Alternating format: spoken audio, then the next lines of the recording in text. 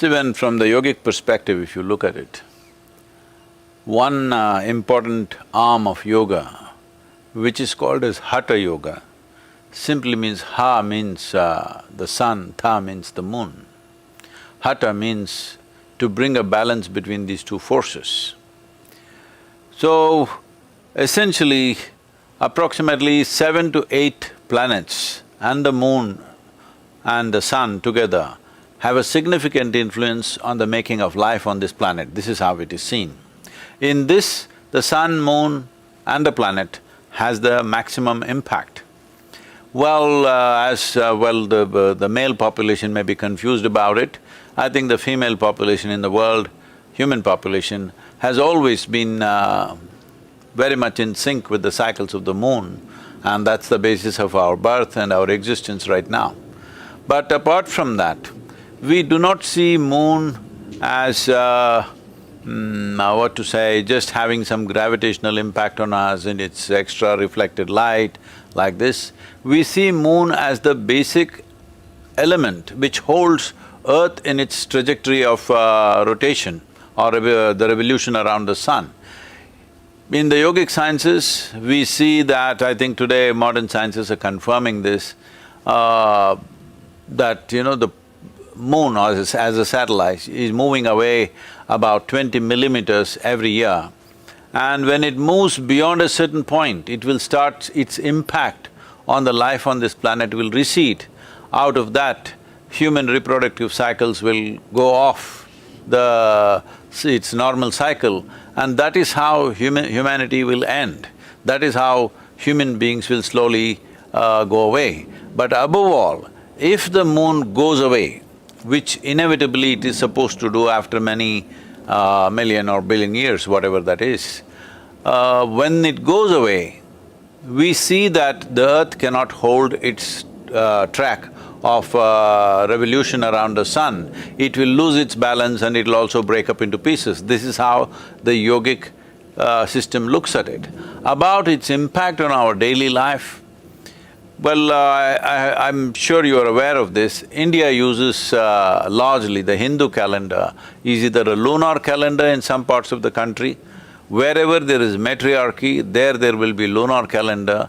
Wherever there is patriarchy, there is what is called as lunisolar calendar, which is a combination of lunar cycles and solar cycles.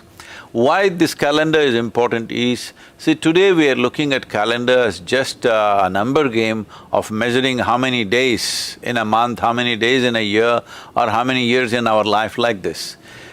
Here we are not looking at calendar as just a numerical record of things, but we are looking at it as how we experience the calendar within ourselves, how the body responds to it at different times. Accordingly, various traditions, practices, rituals were crafted so that in those times you can make the best use of what is around you in the form of Earth's energy, in the form of Earth's trajectory, how it is moving, how its northern face of the Earth, where it is pointed towards, its closeness to the sun. All these things are taken into effect as to what sort of practices you do. When I say Hatha Yoga, this sun and moon, well, this 4,356 days is considered as one solar cycle. This is segmented in different ways for different people. For householders, it's segmented one way, for the yogis, it's segmented different ways, for the ascetics one way, and people who are into regular worldly life another way, because their bodies are tuned and they need to function differently. Accordingly, the calendar is used depending upon the moon phases and the planet's position in relation to the sun.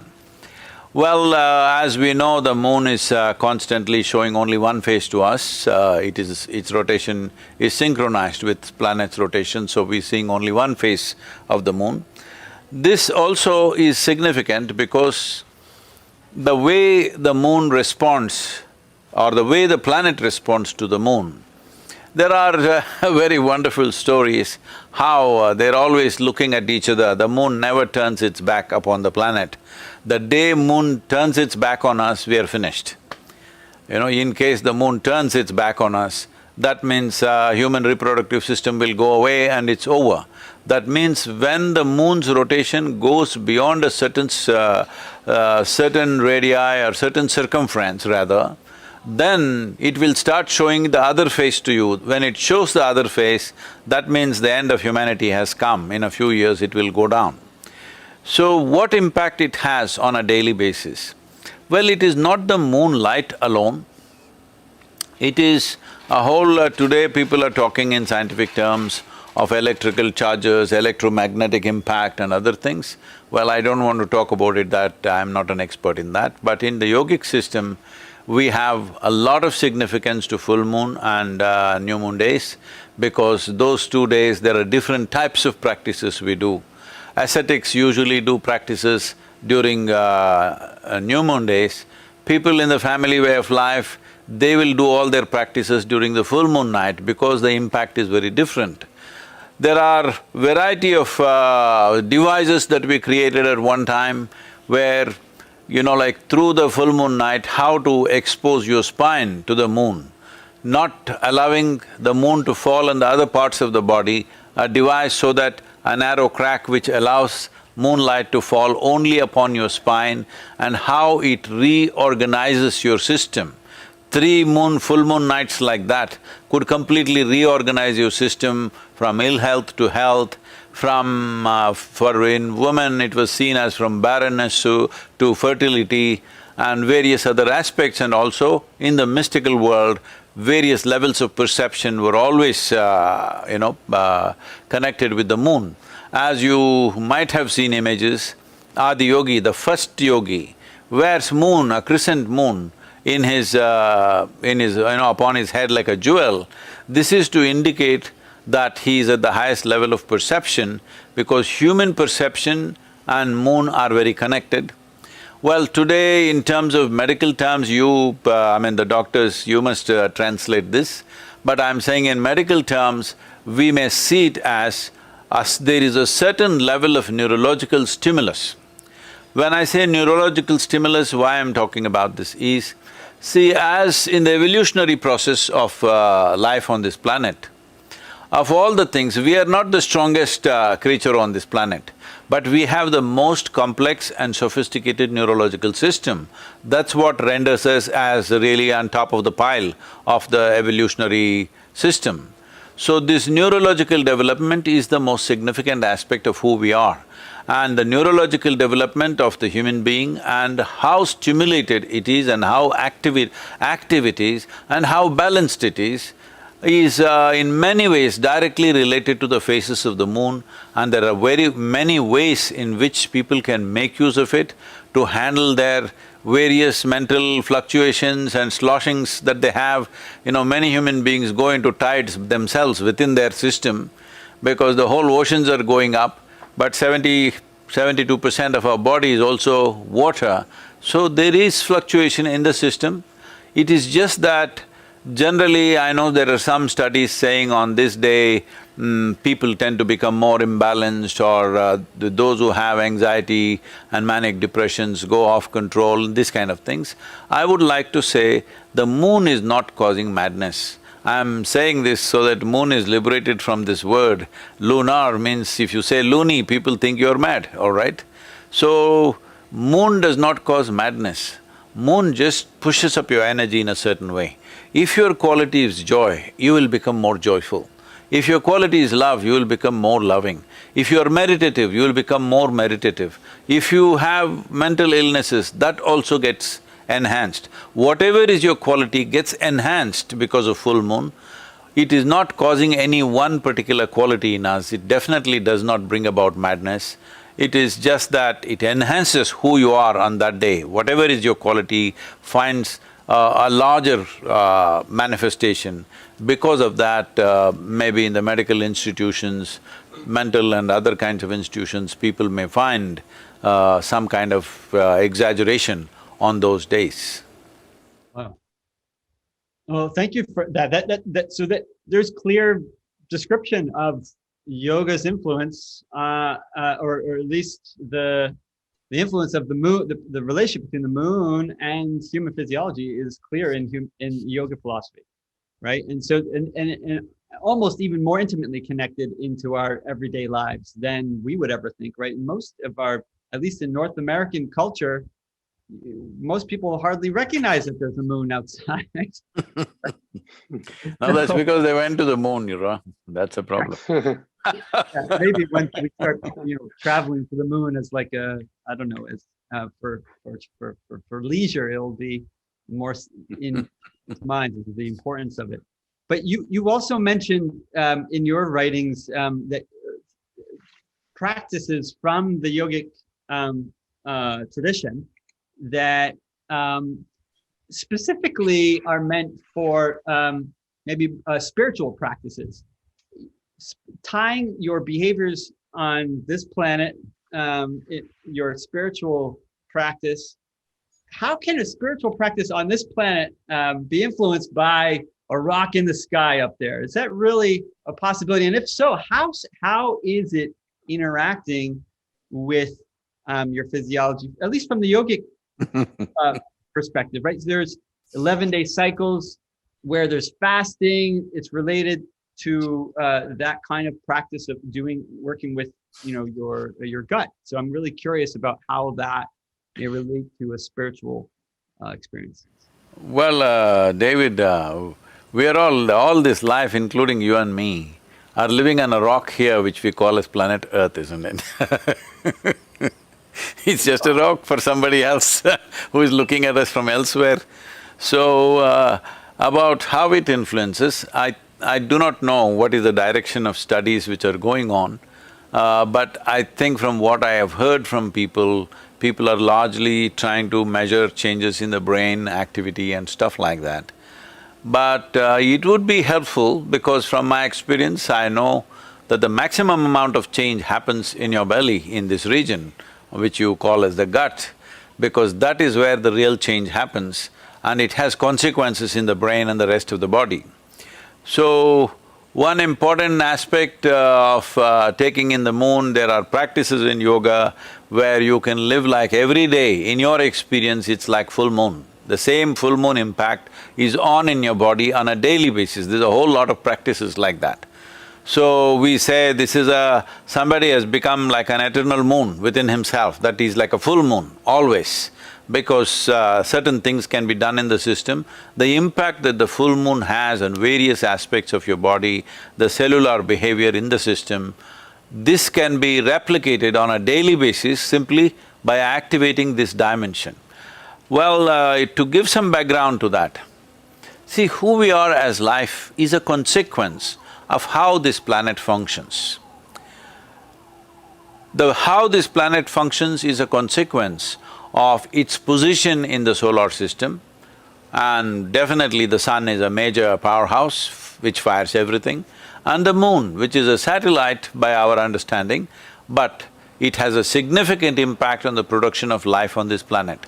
So what kind of life we are is essentially determined by these two aspects, sun and moon playing their influence upon the planet at various levels. There are other planets which have influences on you, but their impact is much lower and they are significant only to certain people, not for everybody. But fundamentally, sun, moon and the planet are the three celestial objects.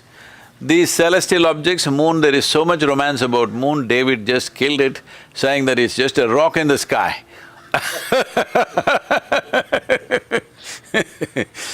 So many people have fallen in love on that day, David. Now you just made a rock in the sky. Well, why is this rock so special, compared to, other stars in the sky? I mean, it is close, so we see it, we engage with it a little bit more, but is there something unique about the moon itself? Or is it really just an organic sort of artifact of this influence of two massive rocks influencing each other? It is not that the rocks, it is not the influence of the rock upon us, it is not the content or the mineral content of the rock which is making the difference. Maybe that also could be making, but essentially it is the geometric placement of the moon in relation to the planet that it's making the difference. For example, There are numbers like this. I am not very good with mathematics, but let me tell you something. The distance between planet Earth and Moon and the distance between planet Earth and Sun is 108 times more, and the diameter is similarly 108 times more. There's a geometric proportion to this. You can look it up, I'm not very good with these numbers. But essentially there is a geometric relationship which is more important. That's why I was telling you, as the circumference increases, its influence will decrease. And about 3,700 years ago, a certain yogi made a calculation that in 28,000 years' time, the influence of moon upon the planet will become so feeble and slowly the moon will start turning its back upon you. That is when human race will go down. Well, now about 3,700 years are gone, so we still have 24,300 years according to that calculation. So, as this 20 millimeter excess of the radius that is happening year on year, which has been confirmed by scientific measurements, if this continues for another 28 years or 28,000 years or so, then they say the influence of moon will become so minimal on the planet that it may not be able to help us to regenerate. So this regeneration process is not in the brain, it is in this region, which is very important. So the influence of the moon maximum is on your gut. So this is the reason in India there is a whole tradition on full moon day how you should eat, on a new moon day how you should eat, for every phase of the moon how you should eat on that day, both in terms of quality of food and the quantity of food, what you should do so that you can get maximum benefit of the moon phase of that time. So one important thing is, in India, this was the practice traditionally in the Hindu calendar that for all activity that we are doing, there were no weekly holidays. There was 3 days break for full moon and 2 days break for new moon. But there was no Sunday, Monday kind of holidays. So now we've just come to this because these numbers are easy to calculate. You don't have to look up at the sky. As you said, most people who live in cities don't even know there is a moon that exists, they only read about it somewhere. They've never looked up in the sky. At least every month they're not looking it up, definitely not every day. Even the full moon nights, they're missing it completely because the lights are all bright and blazing. So where will they ever, Professor Horace suggested that, the light pollution in Seattle city is much more than the moon, so where will they notice it? They will not notice it unless they're out in the open somewhere. Generally, people notice it if they're in the wild or especially if they're on the ocean, then you cannot ignore the moon, you understand what kind of significance it has. Today, all our marine vessels are powered. Otherwise, in ancient times, tides and mariners are like, inseparable. There is no way. So their full moon, new moon and their expeditions were so very connected. It definitely has more impact than just causing minor differences. We were talking about how the sleep quality changes. I would like to see that scientists like you focus on how our life quality changes with the moon phases, how our wakefulness changes.